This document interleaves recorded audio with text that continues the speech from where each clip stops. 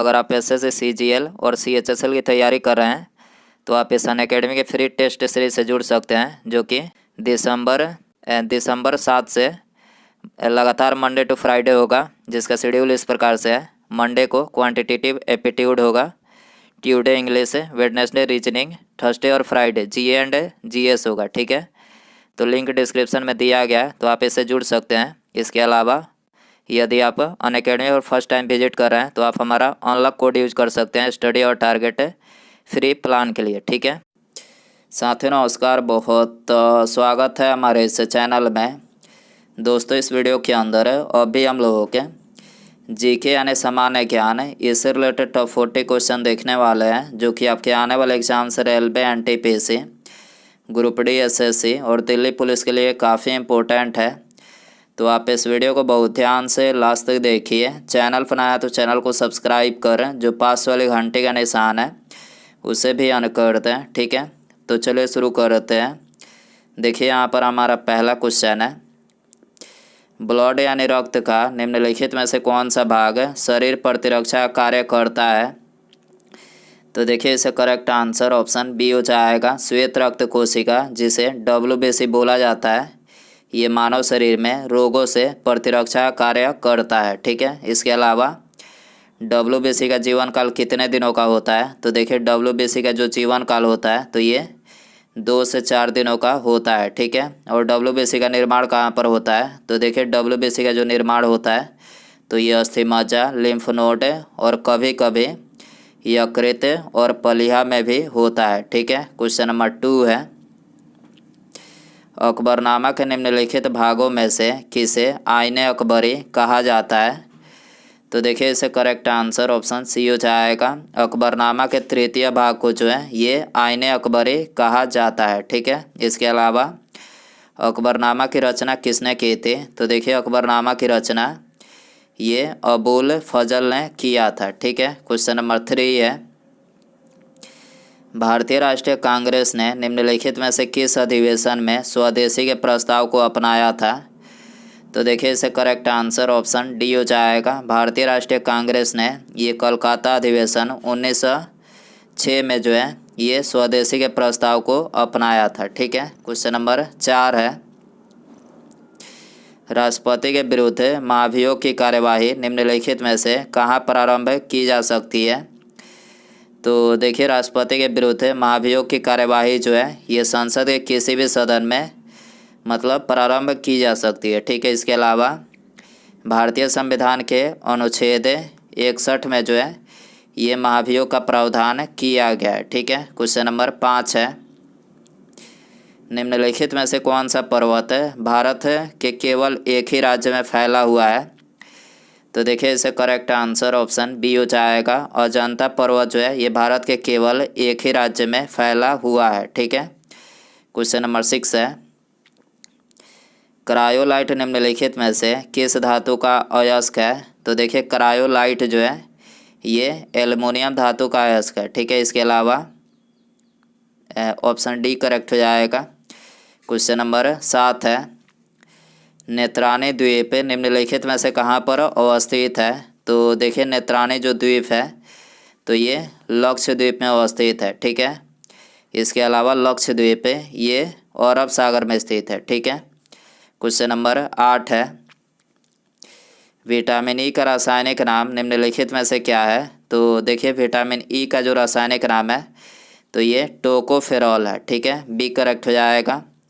Calciferol ये vitamin D का रासायनिक नाम है, रेटिनॉल ये विटामिन ए का रासायनिक नाम है, और थायमिन जो है ये विटामिन B1 का रासायनिक नाम है। ठीक है, क्वेश्चन नंबर 9 है, 1789 की क्रांति के बाद फ्रांस में किस प्रकार की शासन व्यवस्था स्थापित की गई थी?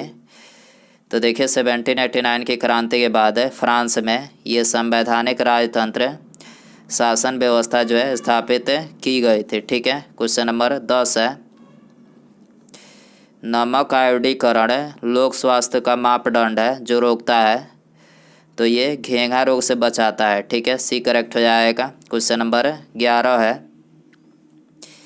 नीति निर्देशक सिद्धांतों का प्रमुख उद्देश्य निम्नलिखित में से क्या है? तो देखिए नीति निर्देशक सिद्धांतों का जो प्रमुख उद्देश्य है तो ये है देश में सामाजिक तथा आर्थिक प्रजातंत्र स्थापित करना जो है इसका प्रमुख उद्देश्य है। ठीक है, इसके अलावा भारतीय संविधान के भाग 4 और अनुच्छेद 36 से 51 तक में जो है ये नीति निर्देशक तत्वों का उल्लेख किया गया है। ठीक है, क्वेश्चन नंबर 12 है, रूस की बोल्शेविक क्रांति का नेतृत्व किसने किया था? तो देखिए रूस की बोल्शेविक क्रांति का नेतृत्व ये किया था लेनिन ने। ठीक है, सी करेक्ट हो जाएगा। क्वेश्चन नंबर 13 है, अंकोर वाट का मंदिर निम्नलिखित में से किस देश में बनाया गया है? तो देखिए अंकोर वाट का जो मंदिर है तो ये बनाया गया है कंबोडिया में। ठीक है, ये करेक्ट हो जाएगा। क्वेश्चन नंबर 14 है, प्रदूषित जल पीने के पश्चात आप भली भांति निम्नलिखित लक्षणों का विकास करेंगे।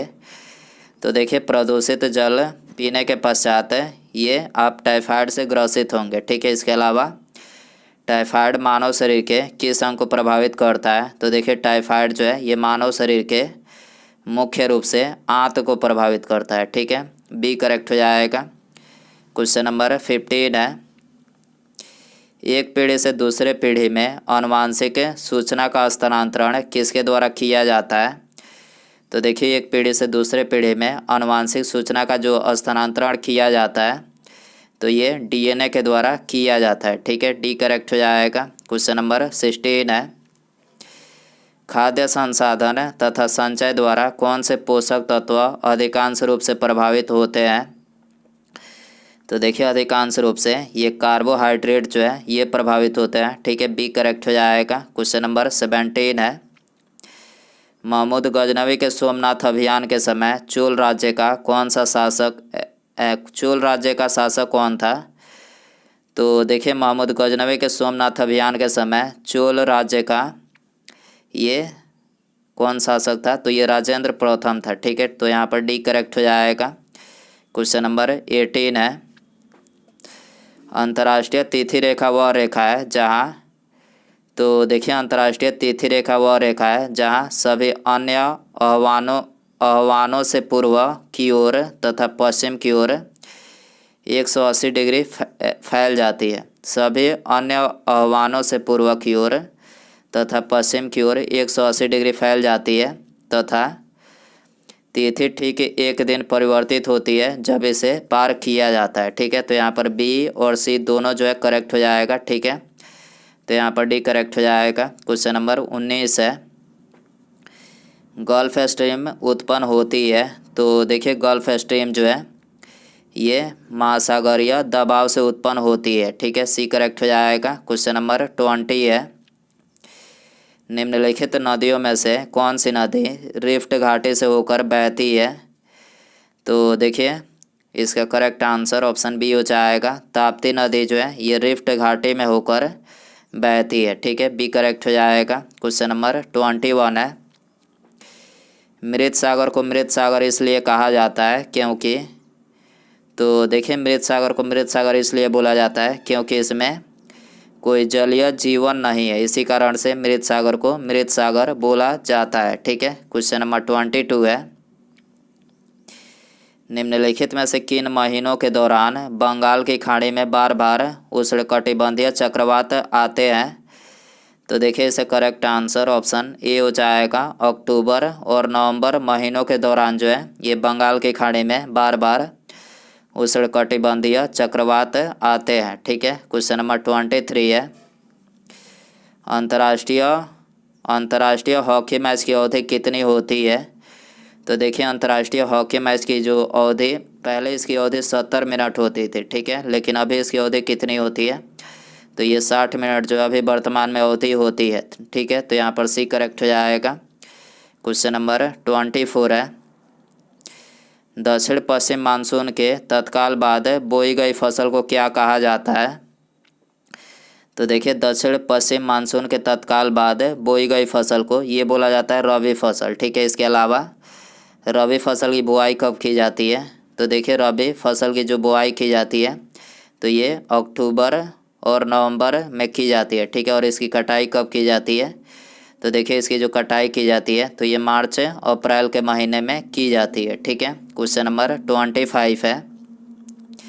सूची फर्स्ट को सूची सेकंड के साथ सुमेलित करें। तो देखिए यहाँ पर एक तरफ जनजाति दिया गया है और दूसरे तरफ निवास का प्रमुख राज्य दिया गया है। ठीक है, तो आपको इसमें सुमेलित करना है। तो देखिए यहाँ पर जो पहला दिया गया है, गैरोज जनजाति कहाँ पर निवास करती है। तो देखिए गैरोज जो जनजाति है तो ये असम राज्य में निवास करती है। ठीक है, गारो जनजाति कहाँ पर निवास करती है। तो गारो जनजाति ये मेघालय में निवास करती है। भोटिया जनजाति कहाँ पर निवास करती है। तो भोटिया जो जनजाति है तो ये निवास करती है उत्तरांचल में। ठीक है, और कोल जो जनजाति है तो ये निवास करती है मध्य प्रदेश में। ठीक है, क्वेश्चन नंबर 26 है। भारत में वन्य जीव संरक्षण अधिनियम कब लागू किया गया था।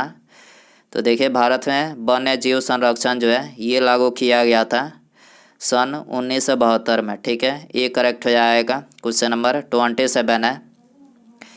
सुमेलित करें। तो देखिए इसमें आपको सूची फर्स्ट और सूची सेकंड को सुमेलित करना है। तो देखिए यहाँ पर जो पहला दिया गया है अखिल भारतीय हरिजन, तो ये किससे संबंधित है।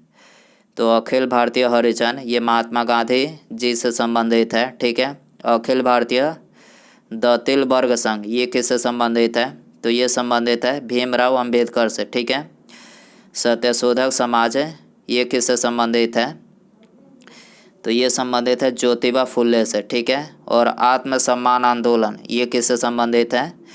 तो ये रामास्वामी अय्यर से संबंधित है। ठीक है, क्वेश्चन नंबर 28 है। पीसी कल्चर निम्नलिखित में से किससे संबंधित है। तो देखिए पीसी जो कल्चर है तो ये मत्स्य पालन की कला से संबंधित है। ठीक है, सी करेक्ट हो जाएगा। क्वेश्चन नंबर 29 है। रविन्द्रनाथ टैगोर के जन गण मन को भारत के राष्ट्रीय गान के रूप में अंगीकार किया गया। इस गीत के कितने पद अंगीकार किए गए हैं।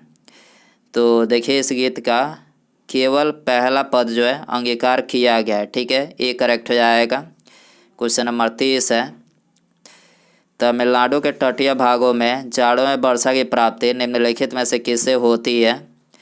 तो देखिए तमिलनाडु के तटीय भागों में जाड़ों में जो वर्षा की प्राप्ति होती है तो ये उत्तरी और पूर्वी मानसून से प्राप्त होती है। ठीक है, ये करेक्ट हो जाएगा। क्वेश्चन नंबर 31 है। दूरदर्शन प्रसारण में श्रव्य संकेतों का प्रेषण करने के लिए प्रयुक्त तकनीक निम्नलिखित में से कौन सी है। तो देखिए दूरदर्शन प्रसारण में श्रव्य संकेतों का प्रेषण करने के लिए जो प्रयुक्त तकनीक है वो है आवृत्ति मॉड्यूलन है। ठीक है, तो यहाँ पर सी करेक्ट हो जाएगा। क्वेश्चन नंबर 32 है। फोटोग्राफी में अस्थायी कर के रूप में प्रयुक्त होने वाला रसायन निम्नलिखित में से कौन सा है। तो देखिए फोटोग्राफी में अस्थायी कर के रूप में प्रयुक्त होने वाला जो रसायन है वो है सोडियम थायोसल्फेट है। ठीक है, तो यहाँ पर सी करेक्ट हो जाएगा। क्वेश्चन नंबर 33 है। निम्नलिखित हार्मोनों में से किसमें आयोडीन होता है। तो देखिए जो आयोडीन होता है तो ये थायरॉक्सिन हार्मोन में होता है। ठीक है, तो यहाँ पर बी करेक्ट हो जाएगा। क्वेश्चन नंबर 34 है। निम्नलिखित में से कौन सा बंदरगाह हिंद महासागर जलमार्ग का बंदरगाह नहीं है। तो देखिए इसे करेक्ट आंसर ऑप्शन ए हो जाएगा। ब्यूनस आयर्स जो है ये हिंद महासागर जलमार्ग का बंदरगाह नहीं है। ठीक है, इसके अलावा ब्यूनस आयर्स जो है ये अर्जेंटीना का बंदरगाह है। ठीक है, क्वेश्चन नंबर 35 है। सिंधु और ब्रह्मपुत्र नदियाँ निम्नलिखित में से किसकी उदाहरण है। तो देखिए सिंधु और ब्रह्मपुत्र जो नदियाँ हैं तो ये पूर्ववर्ती अपवाह की उदाहरण है। ठीक है, ये करेक्ट हो जाएगा। क्वेश्चन नंबर 36 है। निम्नलिखित में से किनको लोकसभा और राज्यसभा दोनों के निर्वाचनों में मतदान का अधिकार है। तो देखिए इसे करेक्ट आंसर ऑप्शन सी हो जाएगा। राज्य विधानमंडल के निम्न सदन के निर्वाचित सदस्यों को जो है ये लोकसभा और राज्यसभा दोनों के निर्वाचनों में मतदान का अधिकार है। ठीक है, सी करेक्ट हो जाएगा। क्वेश्चन नंबर 37 है। राज्य खर्च पर हज की व्यवस्था करने वाला पहला भारतीय शासक कौन था? तो देखिए राज्य खर्च पर हज की व्यवस्था करने वाला जो पहला भारतीय शासक था तो ये था फिरोज शाह तुगलक था। ठीक है, ये करेक्ट हो जाएगा। क्वेश्चन नंबर 38 है, भारत में चंदन की लकड़ी का बहुतायत वाला क्षेत्र कौन सा है? तो देखिए भारत में चंदन की लकड़ी का बहुतायत वाला जो क्षेत्र है वो है नीलगिरी की पहाड़ियाँ। ठीक है, सी करेक्ट हो जाएगा। इसके अलावा चंदन की लकड़ी सबसे अधिक है किस राज्य में पाई जाती है? तो देखिए चंदन की लकड़ी सबसे अधिक है ये कर्नाटक राज्य में जो है पाई जाती है। ठीक है, क्वेश्चन नंबर 39 है, कुतुब मीनार की ऊंचाई कितनी है? तो देखिए कुतुब मीनार की जो ऊंचाई है तो ये है 237.8 फीट है। ठीक है, और यदि मीटर में पूछा जाए तो मीटर में इसकी जो ऊंचाई है वो है 72.5 मीटर जो है इसकी ऊंचाई है। ठीक है, उसके बाद यहाँ पर हमारा अगला क्वेश्चन है, निम्नलिखित में से कौन है भारत के प्रथम विधि मंत्री थे? तो देखिए यहाँ पर आपको 4 ऑप्शन दिया गया है। Option A Jawaharlal Nehru, Maulana Abul Kalam Azad, doctor BR Ambedkar या फिर टी कृष्णमाचार्य। तो दोस्तों आप इसका आंसर जो है कमेंट बॉक्स में ज़रूर बताएं। वीडियो पसंद आए तो वीडियो को प्लीज़ ज़्यादा से ज़्यादा लाइक करें। चैनल पर आए तो चैनल को सब्सक्राइब कर जो पास वाले घंटे का निशान है इसे भी ऑन कर दें। ठीक है, मिलते हैं अगले वीडियो में। Thanks for watching.